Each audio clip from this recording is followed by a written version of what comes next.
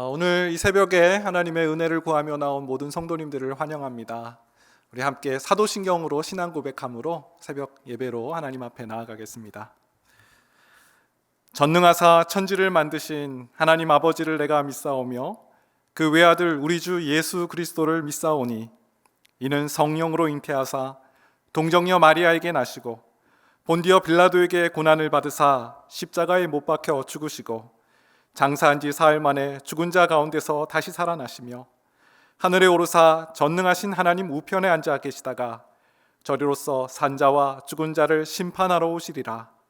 성령을 믿사오며 거룩한 공회와 성도가 서로 교통하는 것과 죄를 사하여 주시는 것과 몸이 다시 사는 것과 영원히 사는 것을 믿사옵나이다.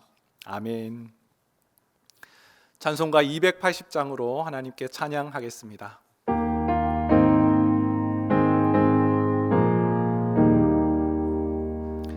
전부여 의지 없어서 손 들고 옵니다. 주 나를 외면하시면 나 어디 가리까.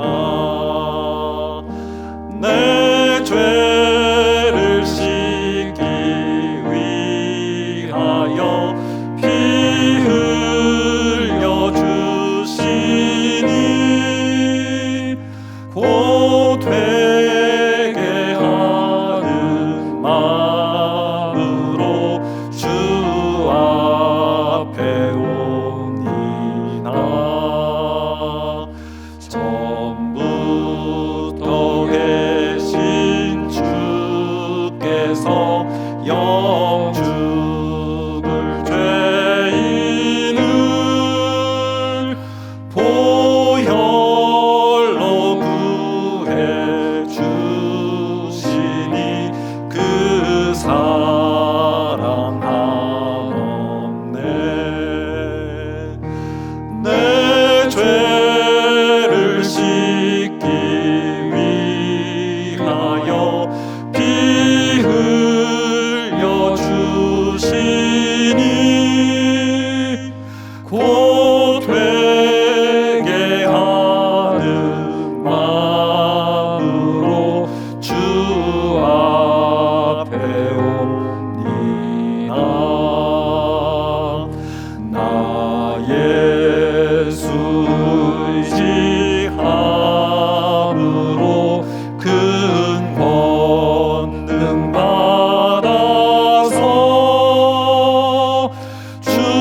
주님께 구한 모든 것 늘 얻겠습니다.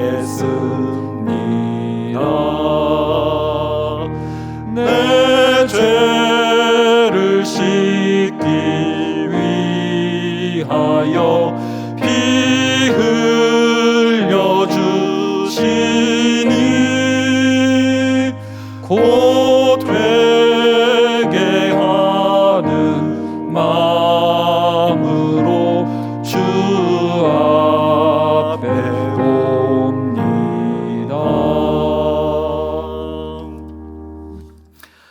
오늘 주시는 하나님 말씀은 시편 51편 1절에서 10절 말씀입니다. 우리 함께 봉독하도록 하겠습니다. 하나님이여, 주의 인자를 따라 내게 은혜를 베푸시며 주의 많은 긍휼을 따라 내 죄악을 지워 주소서. 나의 죄악을 맑게 씻으시며 나의 죄를 깨끗이 제하소서. 무릇 나는 내 죄가를 아오니 내 죄가 항상 내 앞에 있나이다. 내가 주께만 범죄하여 주의 목전에 악을 행하였사오니 주께서 말씀하실 때 의로우시다 하고 주께서 심판하실 때 순전하시다 하리이다. 내가 죄악 중에서 출생하였으며 어머니가 죄 중에서 나를 잉태하였나이다. 보소서, 주께서는 중심이 진실함을 원하시오니 내게 지혜를 은밀히 가르치시리이다. 우슬초로 나를 정결하게 하소서. 내가 정하리이다. 나의 죄를 씻어주소서. 내가 눈보다 희리이다. 내게 즐겁고 기쁜 소리를 들려주시사 주께서 꺾으신 뼈들도 즐거워하게 하소서. 주의 얼굴을 내 죄에서 돌이키시고 내 모든 죄악을 지워 주소서. 하나님이여, 내 속에 정한 마음을 창조하시고 내 안에 정직한 영을 새롭게 하소서. 아멘. 오늘 시편 51편 말씀, 참 유명한 다윗의 회개의 시입니다. 표제가 이렇죠. 다윗의 시, 인도자를 따라 부르는 노래. 다윗이 밧세바와 동침한 후 선지자 나단이 그에게 왔을 때, 이 사건, 우리가 너무나 잘 알고 있는 사건입니다. 사무엘하 11장에 기록되어 있는데요, 다윗이 전쟁 중에 왕궁을 한가롭게 거닐게 있었죠. 누구를 봅니까? 우리아의 아내 밧세바를 보고 성적인 죄를 범하게 됩니다. 거기서 그친 것이 아니라 이 일을 은폐하기 위해서 자신의 충성스러운 신하인 우리아를 죽이는 참담한 죄를 짓게 됩니다. 이 과정을 보게 되면 하나님의 사람, 하나님의 마음에 합한 사람이라고 성령이 그토록 칭찬하는 다윗이 어떻게 이렇게 죄의 깊은 수렁 속에 빠져들고 말았을까? 참 이해가 되지 않을 만큼 큰 다윗의 이 죄악과 범죄를 보게 됩니다. 사무엘하 11장 27절 보니까요, 다윗이 행한 그 일이 여호와 보시기에 악하였더라. 하나님께서 나단 선지자를 통해서 그의 죄악을 낱낱이 보게 하시고 깨닫게 하시는 장면이 나옵니다. 그 하나님의 선지자를 통한 그 범죄의 사실을 알게 되었을 때 다윗의 반응, 회개, 오늘 이 시편 51편이 그때 다윗이 어떻게 반응하고 하나님께서 그의 죄를 고하였을 때, 알려주었을 때 어떻게 그가 반응하고 회개했는지를 오늘 이 시편을 통해서 우리는 짐작할 수 있습니다. 우리도 크고 작은 죄 가운데 매일매일 넘어지고 무너지는 그런 일들이 참 반복됩니다. 넘어졌을 때 어떻게 하나님께 다시 돌아올 수 있을까? 넘어졌을 때 우리는 다시 어떻게 하나님과의 관계를 회복할 수 있을까? 오늘 시편 51편은 우리에게 이 중요한 교훈을 가르쳐주고 있습니다. 세 가지 특징으로 다윗의 회개 기도를 살펴보기를 원합니다. 첫 번째, 인자하신 하나님께 기도입니다. 다윗은 회개 기도를 할 때 하나님을 떠올렸습니다. 특별히 하나님의 인자하신 성품을 쫓아 기도하는 모습을 보게 됩니다. 1절 말씀 보니까요, 하나님이여, 주의 인자를 따라 내게 은혜를 베푸시며 주의 많은 긍휼을 따라 내 죄악을 지워주소서. 하나님을 표현하고 있는 여러 수식어들을 봅니다. 하나님의 인자, 은혜를 베풀어 주심, 주의 많은 긍휼. 다윗의 머릿속에는 하나님에 대한 이미지가 바로 이러한 이미지가 있는 것이죠. 인자하신 하나님, 많은 긍휼을 베풀어 주신 하나님, 은혜를 베풀어 주시는 하나님. 다윗은 이 하나님을 신뢰하며 의뢰하며 기도하고 있다는 것입니다. 성경은 이 인자하신 하나님, 긍휼을 베풀어 주신 하나님에 대해서 얼마나 반복해서 소개하는지 모릅니다. 이사야 선지자 42장 3절에 보니까요, 상한 갈대를 꺾지 아니하며 꺼져가는 등불을 끄지 아니하고 진실로 정의를 시행할 것이며, 하나님은요, 상한 갈대가 상해 있다고 그냥 확 꺾어버리는 분이 아니시라는 겁니다. 꺼져가는 등불을 끄지 않으신대요. 등불이 환하게 비치지 못하고 그 기능이 쇠해서 막 꺼져갈 때 하나님이 아유 필요 없네 훅 불고 끄지 않으신다라는 겁니다. 하나님은 그와 같이 인자와 긍휼과 자비를 베풀어 주시는 하나님이란 뜻이죠. 누가복음 15장을 보더라도 그 잃어버린 아들의 비유가 나오죠. 탕자. 그가 해외에서 아버지 주신 재산을 다 탕진했을 때 누구를 떠올립니까? 아버지를 떠올립니다. 우리 아버지 집에는 품꾼들이 많은데 그가 스스로 돌이킬 수 있었던 것은 아버지를 떠올렸기 때문에, 그 인자하신 아버지, 그 아버지가 그 아들을 기다리고 있는 그 모습을 상상하면서 아들이 돌아온 것인 거죠. 여러분, 회개기도 한다는 것 참 어렵습니다. 그 과정에 나아가기까지 쉽지 않습니다. 부끄러운 자신의 모습을 직면해야 되고 하나님께서 과연 내 죄를 용서하실 수 있을까 확신할 수 없기 때문에 그 회개의 기도의 자리에 나아가는 것 부끄럽고 두려운 일입니다. 그런데 다윗은 그때 인자하신 하나님, 긍휼의 하나님, 은혜를 베풀어 주신 하나님을 기억하고 그 첫 발걸음을 잘 띄었던 것을 볼 수 있습니다. 두 번째, 철저한 죄 고백입니다. 다윗의 회개 기도의 특징은 그는 어영부영 죄를 그렇게 은근슬쩍 막 그렇게 하지 않습니다. 철저하게 자신의 죄를 고백합니다. 자신의 죄는 그냥 우연한 실수였다라고 말하지 않고 나는 꽤 괜찮은 사람인데 이번만 넘어진 거라고 그렇게 핑계대지 않습니다. 얼마나 철저한 죄악을 자신의 죄를 고백하는지 모릅니다. 시편 51편 3절에 보니까 물은 나는 내 죄가를 아오니 내 죄가 항상 내 앞에 있나이다. 5절에 보니까 내가 죄악 중에 출생하였으며 어머니가 죄 중에서 나를 잉태하였나이다.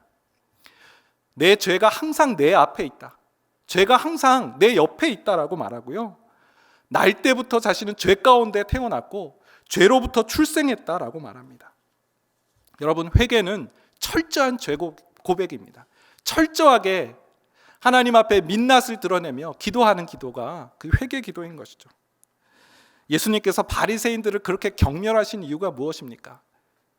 범죄하고 죄 가운데 있는데 자신의 죄를 고백하지 않는 거예요. 그리고 갖가지 전통과 이런 것으로 자기를 포장하는 것, 오죽하면 회칠한 무덤과 같은 자라, 그렇게 말씀하셨습니까? 고르반 예를 들죠. 하나님께 드림이 되었다라고 말하면 마땅히 부모를 공양해야 되는 그런 책임을 지지 않는 거예요. 내가 하나님께 드렸기 때문에 나는 부모를 봉양할 이유가 없다라고 그렇게 넘어가는 거예요. 겉으로는 하나님 뜻을 조금도 순종하지 않고 지키지 않으면서 마치 모든 것을 다 아는 것처럼 행하는 그 바리새인의 모습.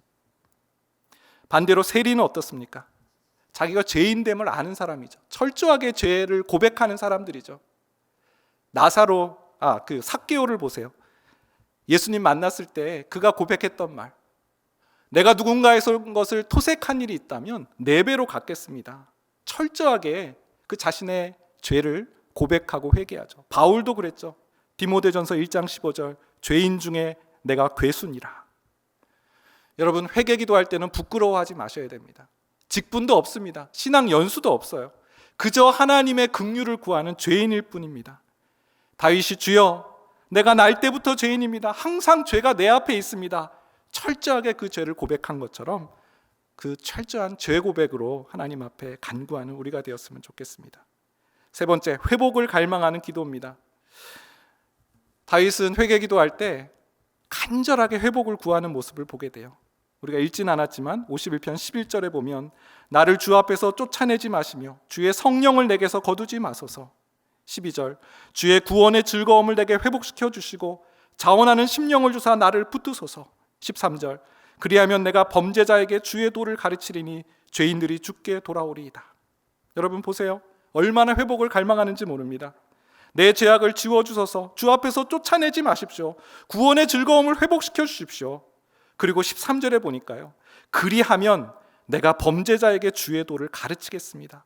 죄인들이 죽게 돌아올 것입니다.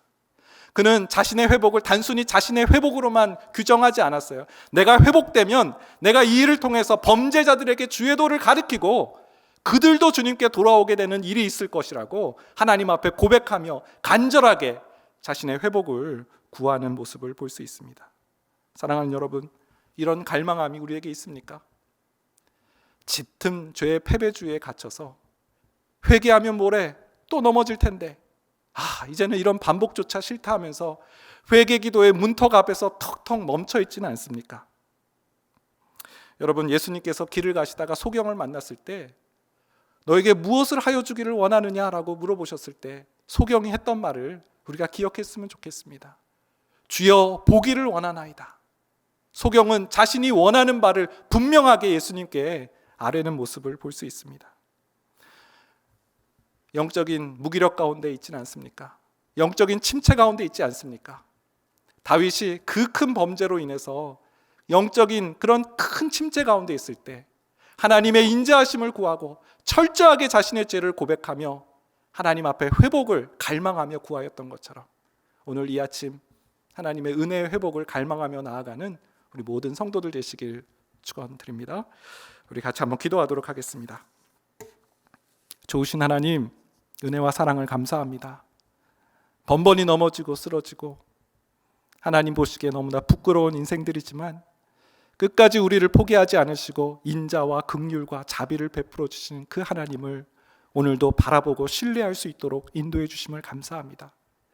다윗과 같이 철저하게 내 죄를 고하고 아뢰며 영적인 무기력과 패배주의에 갇혀 있지 않고 하나님 회복시켜 주옵소서, 구원의 즐거움을 다시 저에게 허락해 주옵소서 갈망하며 구하며, 또 제가 회복되면 범죄자들에게 주의 도를 증거하겠나이다, 그들이 주님께 돌아올 것입니다라고 사명으로 연결하였던 것처럼 하나님 우리에게도 이런 영적 회복이 있게 하여 주시옵소서.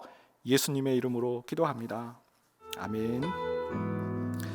우리 함께 기도하기를 원합니다. 세 가지 기도 제목으로 함께 기도하겠는데요. 첫 번째, 말씀 기억하면서 이렇게 기도하겠습니다. 죄 가운데 머물러 있는 영적 무기력증에서 벗어나서 인자하신 하나님을 신뢰하며 회개하게 하여 주옵소서. 두 번째, 철저하게 죄를 회개하며 영적 회복을 갈망하며 기도하는 이 시간 되게 해 주옵소서. 세 번째, 다락방과 신앙 강좌 개강 새로운 학기가 시작되는데요. 성령님의 놀라운 일하심들을 우리가 목도하는 열매 맺는 새 학기가 될 수 있도록 우리 한번 주여 한번 외치시고 기도하며 나가겠습니다. 주여, 좋으신 하나님 은혜와 사랑을 감사합니다.